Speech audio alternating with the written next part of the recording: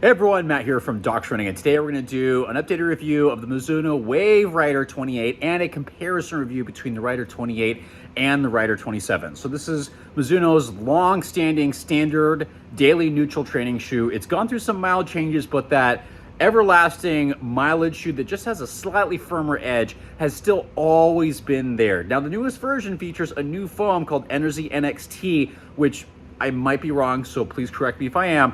Feels like this is mostly an update in terms of having a heel wedge of this material, which is what Mizuno typically does when they introduce a newer foam, and it makes the shoe quite a bit softer than prior versions and a little bit more bouncy.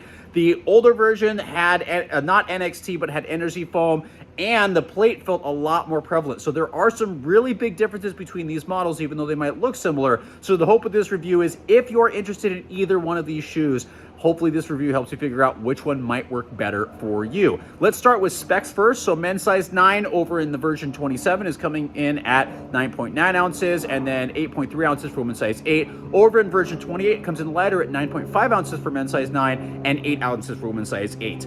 The original version 27 comes in stack height wise at 38 in the heel, 26.5 for a 12 millimeter drop, 38.5, 26.5, 12 millimeter drop. The newest version gets a little bit more foam with a 41 millimeter heel, 29 millimeter forefoot for, again, a 12 millimeter drop, and these measurements are provided by Running Warehouse. So how do they feel underfoot? The NXT over in the 28 feels much softer.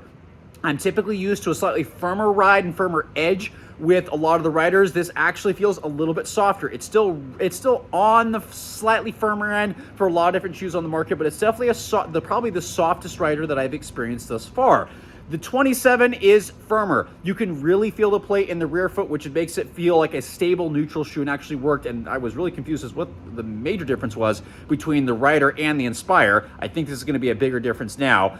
I did know the difference, by the way, but it didn't feel that different. So the plate's really prevalent, slightly firmer ride, and just a little bit heavier. Version 27 felt great for training miles. Actually, the 12 millimeter drop didn't bug me as much, and it felt just like 10-ish. It progressed really, really well. Fairly smooth heel, which is not common for all Mizuno shoes, so they're getting better. So really good for mileage, whereas version 28 really changes that, where it feels lighter, feels bouncier, felt really good actually at some up-tempo paces. And I did not do this for 27 because it just didn't feel right. It felt like a daily training shoe.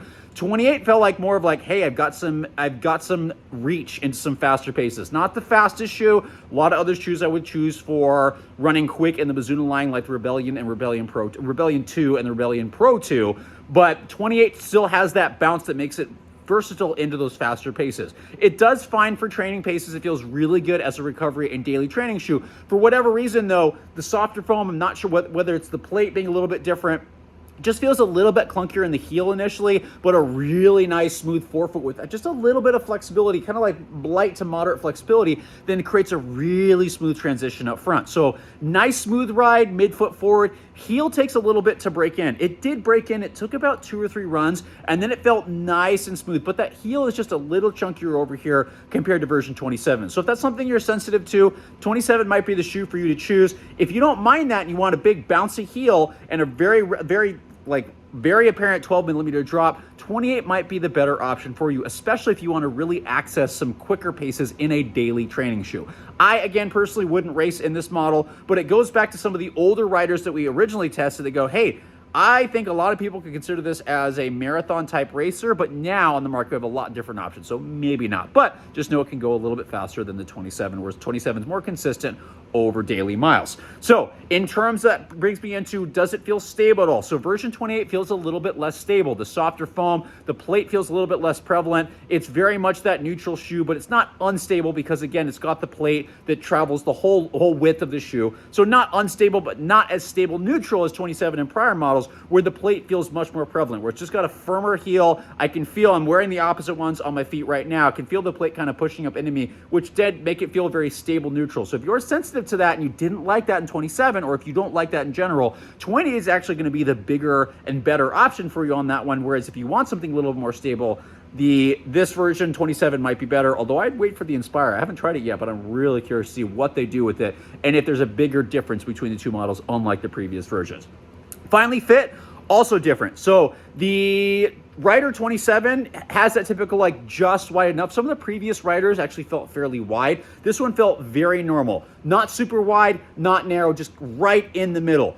Fit true to size, perfect. Nothing really to worry about. As usual, a pretty stiff heel counter in the rear foot, so people that have heel sensitivities, be a little bit cautious. And the same thing happens with the heel counter over in 28, but the fit is actually much wider and feels a little bit short. The toe guard is fairly present on this shoe, so it feels just a tad short. I wouldn't go up as half a size though if I were you, because on the run it tends to disappear and doesn't bother you much. But just know that on some longer efforts, I've got a little bit of chafing here. So if you're sensitive to that stuff and you want a little bit more normal width fit, Rider 27 is going to be better. But if you want just a little bit more width, little bit more volume, then Rider 28 is going to be the option for you. Both these are really good shoes. I am excited to see that Mizuno is actually softening their midsoles just a teeny bit, but I want to caution them not to lose some of that classically stable neutral Mizuno ride in the meantime. So things are definitely moving forward. Mizuno is trying some new foams, although again, I didn't realize this. I'm going to get made fun of this. I didn't realize NXT was still EVA based.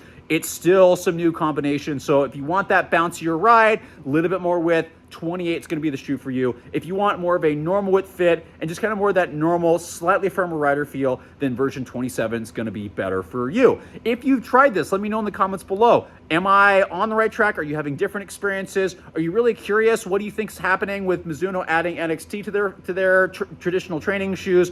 What does that feel like to you? As always, let me know. I'm curious to know what you feel, what you're experiencing, and as always, I hope this is helpful for you.